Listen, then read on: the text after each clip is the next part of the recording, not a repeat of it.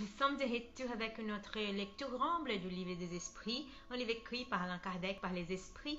Aujourd'hui, nous allons réfléchir à la question suivante sur la transmission occulte de la pensée.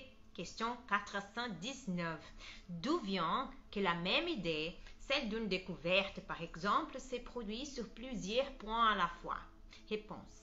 Nous avons déjà dit que pendant le sommeil, les esprits se communiquent entre eux. Eh bien, quand le corps se réveille, l'esprit se rappelle ce qu'il a appris et l'homme croit l'avoir inventé. Ainsi, plusieurs peuvent trouver la même chose à la fois. Quand vous dites qu'une idée est dans l'air, c'est une figure plus juste que vous ne croyez. Chacun contribue à la propager sans s'en douter. Texte de Kardec au-dessus.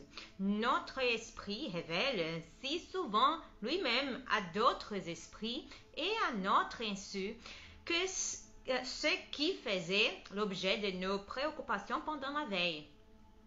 Question 420.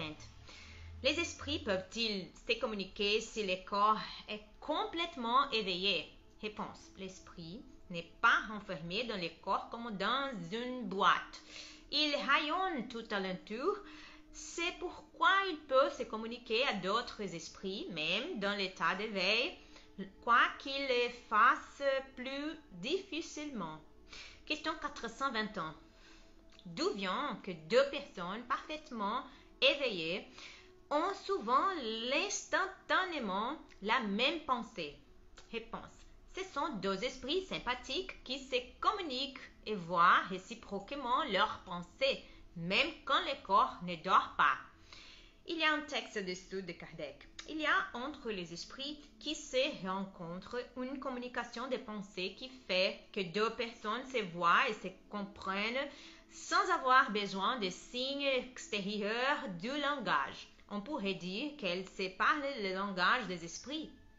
Eh bien, dans le prochain épisode, nous réfléchirons à la question suivante, sur léthargie, catalepsie, mort apparente.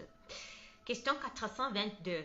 Les léthargiques et les cataleptiques voient et entendent généralement ce qui se passe autour d'eux, mais ne peuvent les manifester. Est-ce par les yeux et les oreilles du corps? Eh bien, nous avons terminé notre lecture pour aujourd'hui. J'espère que vous l'avez apprécié autant que moi. Que Dieu bénisse tous mes amis. Bisous. À la prochaine. Au revoir.